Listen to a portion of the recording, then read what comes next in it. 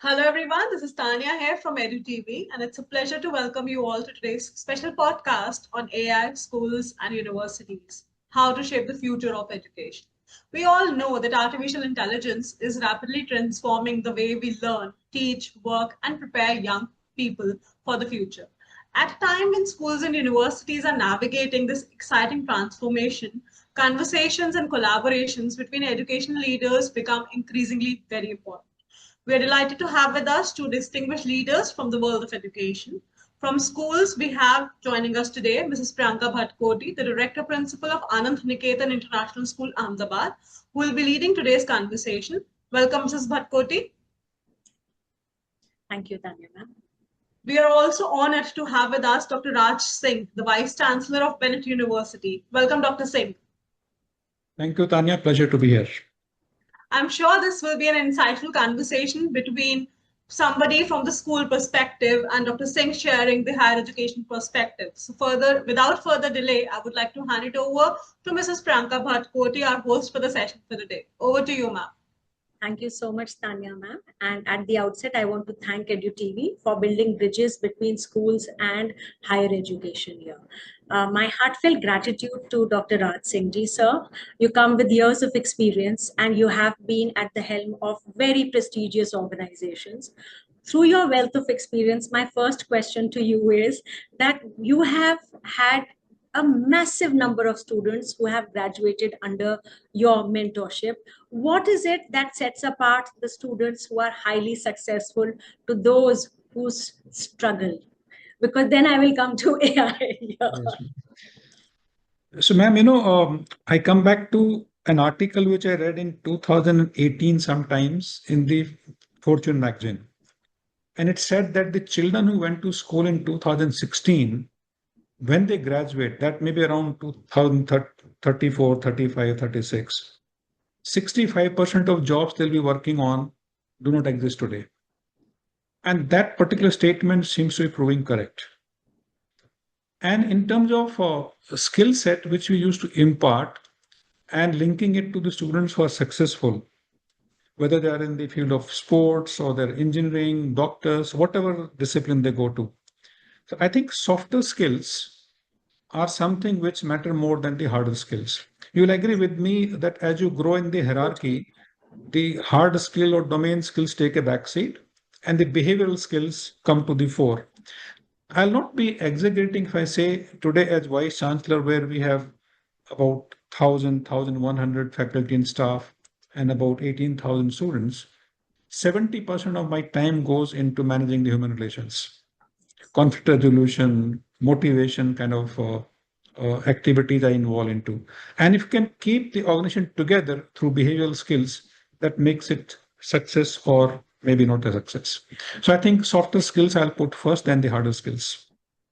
Okay, that's a very valuable, takeaway for the whole audience lot, and especially us educators, because many times in schools, marks and progress cards tends to eclipse a lot of other things where we are talking and working towards holistic education. In fact, ma'am, I have asked this question to maybe thousands and thousands of students and again, hundreds of faculty members, that is a higher CGPA necessarily indicative of higher employability? And almost everybody says no.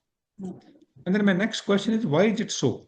And the answer comes, mostly they remain silent, but the unsaid answer is that there's something seriously wrong the way we assess our students, in fact, or the evaluation assessment. If the next wave of reforms I have to cite will be in the area of evaluation and assessment.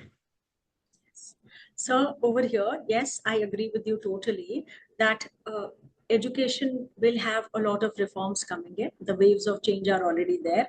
And one major instrument is going to be artificial intelligence. And where I bring before you the thought that when AI is going to come, and already we are into the age of AI, we are not looking at this happening in distant future. It is very much happening now. How will educational institutes like your universities or schools continue to remain relevant? So Priyanka ma'am, the question is not whether we'll use AI or not. It's already there. It's already It's there. a question of how to use it, how to make it an ally rather than considering this as an enemy or a competitor with human beings. So use of AI is something which is given. In fact, in last 1 week, we are working on how to AIify almost every function of the university here, not only the administrative functions, but also the delivery of education. And we have found very interesting things wherein we could give audio and visual effect to certain things which is very dry otherwise. Let's say in case of lathe machine or the heavy machinery used in the engineering labs. And the interactivity we've been able to increase significantly almost every class. And why I'm talking about interactivity, uh, 30th January 2025, there was a report published by Harvard Business School. And this was an internal committee consisting of 8, 9 their own deans and associate deans, which was constituted in 2024. And the task given to this committee was that Harvard graduates are not expressing their opinions freely. This was a problem statement, and they wanted to find out reasons for this, what has happened in the university, in fact. And Harvard is known for producing the leaders globally in almost every walk of life. Leaders, yes. And they can't express opinions, a very serious matter. And you'll be surprised to know that the reason was traced back to the classroom. What happens in the classroom. And one thing which this committee clearly cites that students are reluctant to come to classrooms increasingly for last 3, 4, 5 years in particular. And they're asking a question that why should I come to your class rather than sleeping in my dormitory? Which means they're not finding it useful to attend the classes, particularly theory lectures. And that I was reflecting simultaneously on a podcast of this kind I did in 2021 when COVID had just, the first wave had come to it, second was setting in. And I was being interviewed by a learning design expert from UK, Tony Reeves. And he asked me at the end of the podcast that post-COVID, what kind of scenario of higher education you see? And I remember my answer that even though it's not very clear, it's quite hazy, but I could say that education will be delivered, particularly in higher education, in 3 parts. First one will be theory, which can largely be left to online learning, for which students don't have to come to the classroom. They can do it at their own time, while driving, while sleeping at home, late night, early morning, at their convenience, because it's not linked to the teacher in real time. And today you have world-class contents available.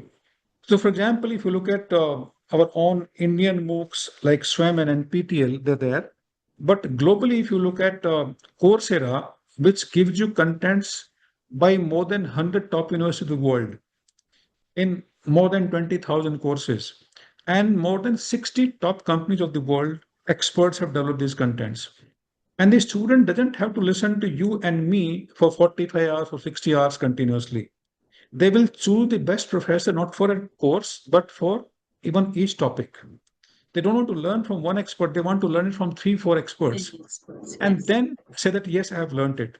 So theory part, increasingly, you will find being left to online contents. The second part for which students will come to the campuses, where they need to attend laboratories, because still we are far away from VR, VI kind of laboratories that sitting anywhere you can attend the laboratory existing other part of the world. That will take some time because of various technical issues, but that is going to be reality maybe 4 or 5 years down the line. It will be. And they will come to campus to talk to the professors, to discuss their issues, to talk to group mates where they're working on real life problem solving kind of projects and such kind of activities. They will not come to campus to attend the classes. And the third part of education delivery will be where students increasingly will be pushed out of the campuses, where they will be with the industry, with the community, with the society, and trying to understand their real life problems and possibly find a solution jointly with them, if not alone. Or maybe back to the campus with their other classmates and professors coming from different disciplines. And if they can find these solutions, eventually, which can be monetized or commercialized, wherein you have this popular concept of earning while learning. It's catching up in India, even though in the Western world it is quite old. Because if you can earn through solving problems, through designing new products and services, that is the best type of learning, in fact. Now, this was in 2021 when the COVID was coming to an end, and lo and behold, in May 2021, University Grants Commission, Government of India said that up to 40% contents can be delivered online for regular programs also. And then they, of course, gave preference to India-based MOOCs, but they say you can use contents from anywhere if you conduct your assessment on your own. Faculty members can record their own MOOCs and then use it. So this model seems to be the way forward. And then fast forward in 2023, you would know that it announced National Credit Framework. For the first time, a meta framework came before us, integrating 2, 3 separately existing frameworks. For example, school framework was separate, the higher education framework was separate, national skills qualification framework was separate. So it combined into one, a 3D kind of credit system where they said, first type of credit will come from academic courses, which have been trying to earn through ages. The second or y-axis, they said, will come from skill-based courses. And the third, which is z-axis, which added for the first time, will come from experiential learning. Today, you can creditize the prior learning which students have gone through. So for example, if someone passed from 10th class and because of some reason could not go to 11th and 12th class or K-12, instead they went to family business. And 3, 4 years later, I want to continue my graduation. This 3, 4 years of work in a family business or anywhere else in real life could be assessed and given equivalence to K-12, and student could be taken in graduation first year. And it has been facilitated by various systemic kind of developments. For example, for the first time, from pre-nursery to PhD, education levels have been defined. I'm sure you would know it. So for example, class 5 is level 1, class 8 is level 2, class 10th is level 3, 12th is level 4. So we receive students after completing level 4. And then it continues 4.5, 5, 5, and so on, PhD being level 8.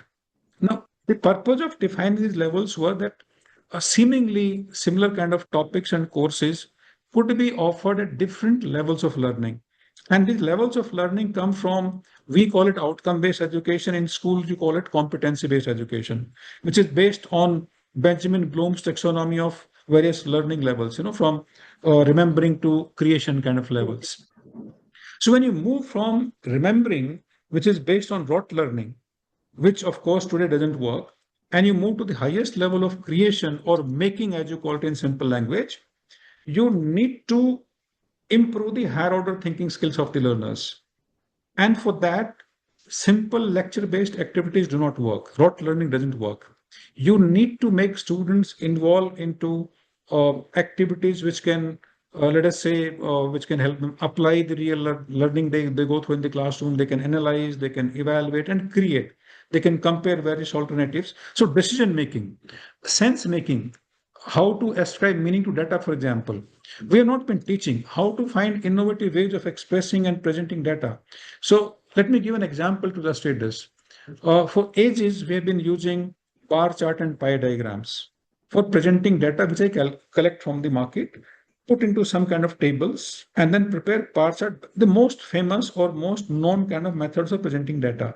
You'll be surprised to know when we give freedom to the students, they're collecting data for biotechnology course, and with the help of student of performing arts and student of media and engineering and management, they created a biotechnology song where the song is being sung, students performing on the stage, in the backdrop, your data being presented through the charts on a screen, and the lyrics were done by the students, and biotechnology data were presented on the stage in front of the audience, where you don't get bored. So all the dry methods of presenting data have been done away with. The message I am trying to communicate to everybody at large in school and higher education is that we need to stop spoon feeding our students. Given a choice, given a freedom with a little bit of guidance, they'll always surprise us. They're so talented. We need to identify the talent of the students. So for example, for me, there's nothing called good student and bad student. Every student is good student. We need to identify those individual talents, hone them, and make them perform tasks which are the most interested in doing. And the talent will come out in front. They'll create something very, very amazing. So that kind of method of teaching learning is happening. The second, I often call them creative collisions. I faced was in October 2025, where I read a paper by Stephen Mintz. The title was Higher Education Sleepwalking. Now, when you say somebody sleepwalking, when you will fall, you don't know about it. It's a very dicey kind of situation. And there he mentions that the biggest problem we face as teachers today is when I sit down to evaluate the assignment submitted by a student, I don't know who wrote it, the student or the machine. This is the biggest challenge for us. And that's what AI has done. Yes. And the focus, therefore, is now shifting on how to make our students ask right kind of questions, because answers can be given by Gen AI. Yes. Almost every answer can be given by this. Yes. So the art of questioning, Questioning, being inquisitive, yes. how to make our students inquisitive, to explore, to ask newer and newer questions, difficult questions, and explore new knowledge. The creativity, the innovation kind of thing is now. I'll I think intervene here. Who would have thought that prompts and giving questions Exactly. would turn into an art of engineering itself, the Absolutely. skill of engineering? Because again, when you're looking for information, what is it that we are asking the search engines to give to Absolutely. us is determining the kind of answer that we are getting.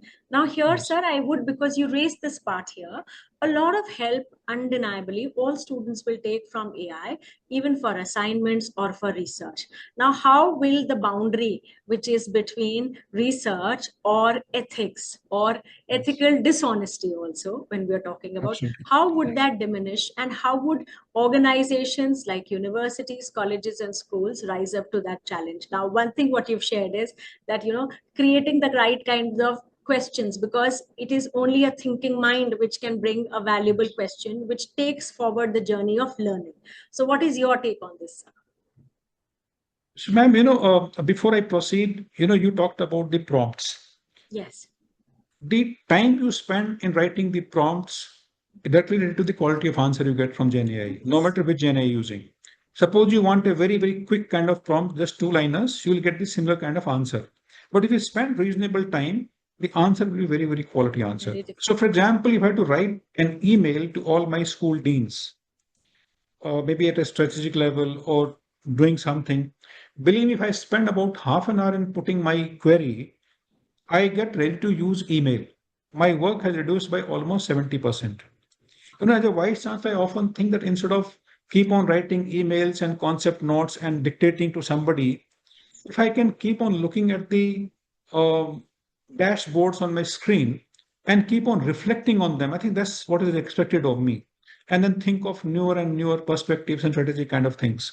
That is one from the administrative point of view. Now, coming to teaching learning, we're using AI at multiple layers. So I did mention about outcome-based education, for example. I can simply put my subject syllabus on any of the Gen AIs and ask questions, please map it with the program outcomes or course outcomes. The kind of beautiful analysis AI gives me, exactly what kind of gaps are there, what kind of action verb you should use other than compared to what you're using right now. You'll agree with me that confusions wherein uh, teachers, school as well as higher education, they confuse between the cognitive level of learning and the action verb used there. So, for example, they start writing course outcome as remember. Now, when you ask them how to measure remembering, unless you ask them to perform some action.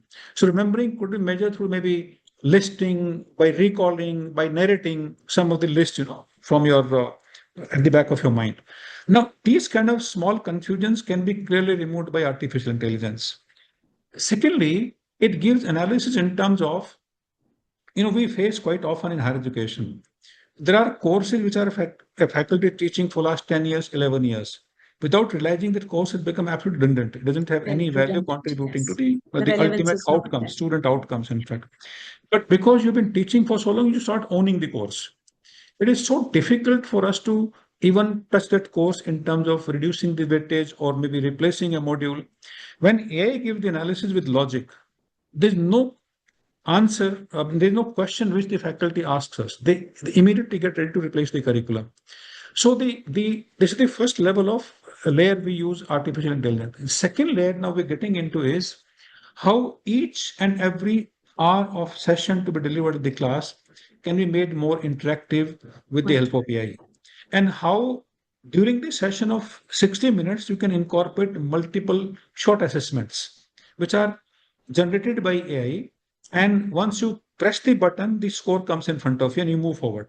You can pause almost at the end of every 10 minutes or 15 minutes you want as a teacher to break the monotony, which has been one of the major reasons of students not turning up to the classes. You know, something again I must share with you. December 2025. Uh, you can use it appropriately as you want. Uh, there's an exercise before examinations. You want to see the attendance of students. Take a decision how many will go to the examination, why will not be retained. You won't believe more than 12,000 students were going for the examinations. Ma'am, not a single student crossed 75% attendance.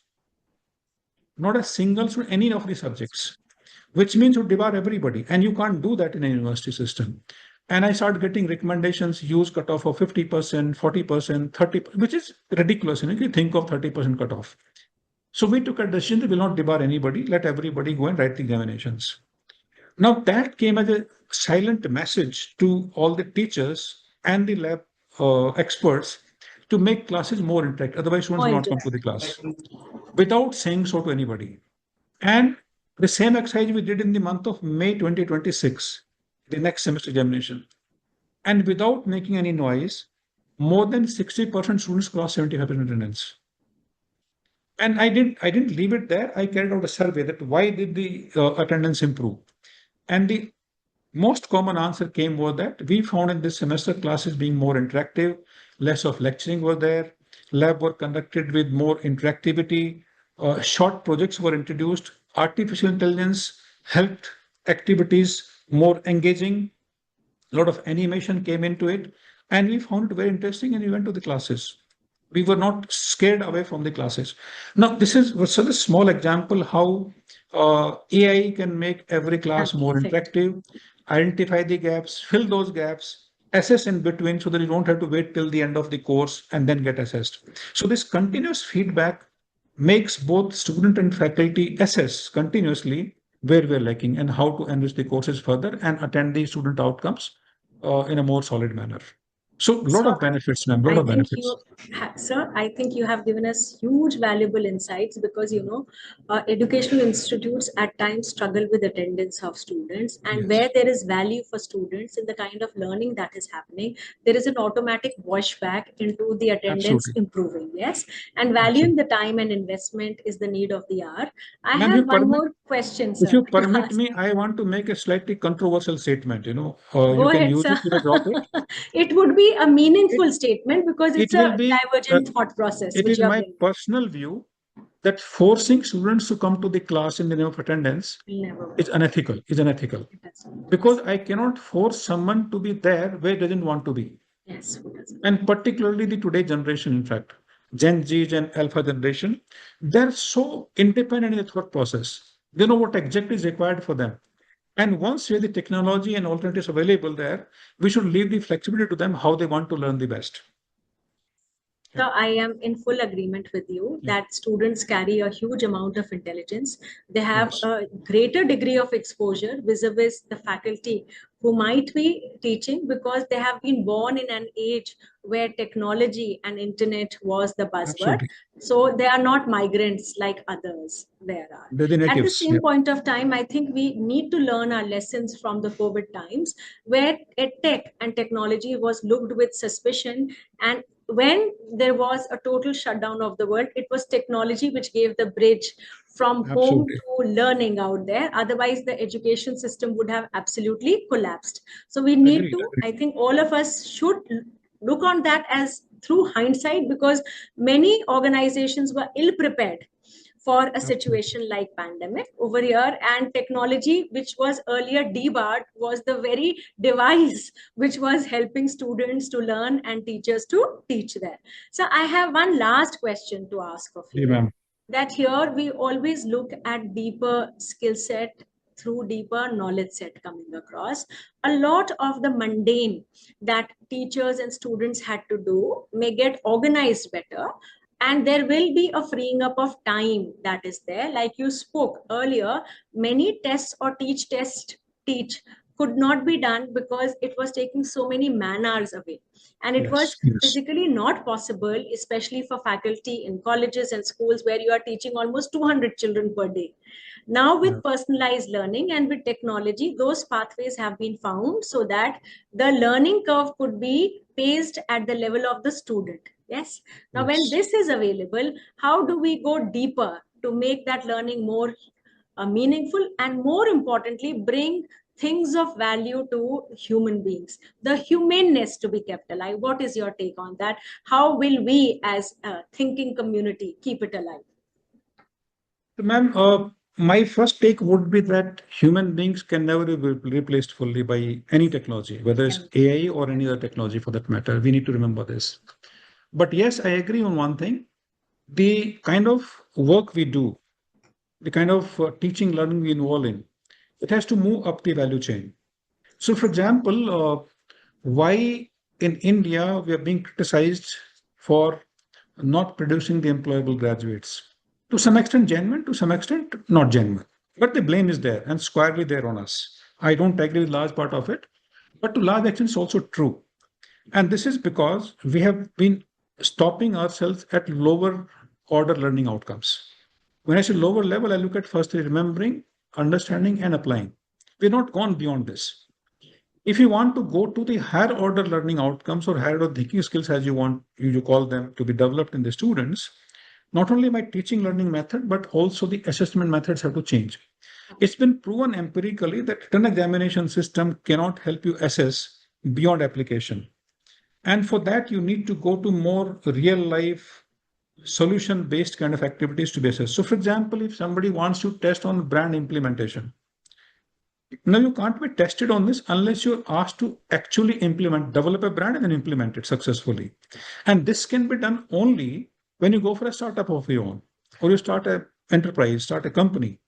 So the methodology is like, I've seen business schools and engineering institutions where as the students come to the campus, they're mandatorily asked to register a company. Now it just serves multiple purposes. One, when you register a company, you will form a team and you commit yourself to work in a team, because life is not full of choices as we expect it to be. So once you work in a team, sometimes you may not like the other person because you make a complementary team. You have to learn to live with them. So the interpersonal skills develop are a different kind. The second thing you learn, everybody will go through the Companies Act completely. Otherwise, you don't know what kind of company I registered, in fact. So otherwise, I mean, I've seen people complete their MBA or engineering, they never go through Companies Act. Particularly from engineering, they will not go through Companies Act. The second thing, when they register a company, they will learn how to draft memorandum of association, how to upload and register this on Ministry of Corporate Affairs, MSME portal, Uddami portal. There are all those portals which are required where small companies need to be registered. They will never learn it in their life if you're not forcing them to do it. And we give them choice that you can abandon it when you graduate from here. You can continue with this enterprise for your whole life and become an entrepreneur. These kind of teaching learning methods have come into practice now. Theory lectures are increasingly going down because nobody wants to be there. Learning is only at the primitive level, not at advanced level. So, writing term papers, collecting data from the field, talking to the people, this human touch will never go. Unless you be with the people, you can't understand the problems. I often give this example. If you look at the demography, the way it is changing all over the world, not only in India, it is expected that by the time we dream to be a developed nation by 2047, roughly 2.2 million people will have crossed 100 years of age. And about 6 billion plus will be between 65 and 100 years of age. Now, when you look at these numbers, ma'am, out of 8-9 billion population will be there, you know what kind of challenge we are looking at 25-30 years from now. Their needs will be different, their medical healthcare needs will be different, their financial products will be different, insurance needs will be different, even habitations will be different. The kind of nursing support you'll provide is going to be different. Now, who will think about it? Today's generation, which is in the university system, will have to deal with these kind of issues, not the ones which is of your and my generation, would have been gone by then. So I think when you can foresee this world in terms of democratic setup, the problems are very clear in front of us. We need to provide solutions for that age group, in fact. And that is where I think technology is going to play a big role. So human beings will have to think, we have to extrapolate We'll have to give judgment. In AI, we often say that you can use it, you can automate, you can create and move forward. But ultimately, what is more important is to judge and to own the solution is your responsibility as a human being. You talked about ethical issue thing. Yes. Ma'am, sometime back, there was a report published. This was, just before the government was overthrown in Nepal. And this report said that Nepal is 10 times above India in terms of practicing democratic values. Now, this was based on some artificial intelligence-based analysis, which got what I would say corrupted or influenced by certain terminology which is going to the database, because whole AI is based on large language models and databases. So if negative things or wrong things go into database, decision will also be wrong. So for example, nationalist word was replaced by extremists historically, and loyalists were replaced by moderates. Now, when these kind of words go into databases, they're not like extremists and perhaps moderates are not very democratic in terms of the way they're interpreted, whereas nationalists and loyalists are more democratic. And you know what happened? Within next 2-3 days, the government was overthrown there, and India still continues to be there. Now the responsibility comes on people and me and perhaps the next generation or generation students belong to create right kind of narratives. So that 3-4 generations from now, when our own generations will use AI, they will not be suffering from wrong information going to databases. And this topic is called as parenting AI, in fact. It depends on us how we parent AI, that tomorrow our next generation is able to use it more productively, more efficiently, and ethically. This is the challenge before us, ma'am. I think so. You have summed it up beautifully. How you have brought in the historical perspective, you've brought in what is happening currently, and where our homework is also cut out for us, that education has to be made more relevant and meaningful here. So I think we are going to go through some best of times. There will also be the worst of times, and Absolutely. human intelligence will help us navigate with help of technology and tools. There we will have to understand the difference, where it is only a tool and not make it our master there. And there I have full faith in humanity, because time and again we have gone through turbulence, but then good sense has always prevailed. And with mentors like you at helm of educational institutes like the university that you lead, I'm sure there will be good things in the offing. Yes. So Tanya ma'am and Pranav from EDU TV, thank you for this very meaningful engagement. I think society at this moment needs dialogues like this, so that one, we are mindful of what we carry on our shoulders, the responsibility of taking care of this world and ensuring that the generations which inherit are the right kinds of value-based individuals who will cherish what we have. Thank you, Tanya. Thank you so much, ma'am. And thank you, EDU TV, for having me today. Thank you so much. Enjoy talking. So we must have more of these dialogues. Absolutely, ma'am. Absolutely. Absolutely, ma'am. I would look forward to, Pranav, and sir, you as well. I was thinking while this was on, that you had promised once that I will come over and do full day sessions. I would look forward to marathon sessions with people like you, mentoring generations. And I'm sure it's going to be a super hit program or a series. Looking forward to EDU TV bringing something like that. Yes. Thank you so much. We'll definitely thank you, sir. Thank you so much, Priyanka ma'am. Thank you, Dr. Singh. I'm sure all our viewers who have been watching this will definitely benefit out of the conversation. Thank you, both of you. Thank you, Tanya. Join the EDU TV network. Connect, collaborate, inspire, and lead for schools, universities, and industry. Contact Tanya Sethi to participate.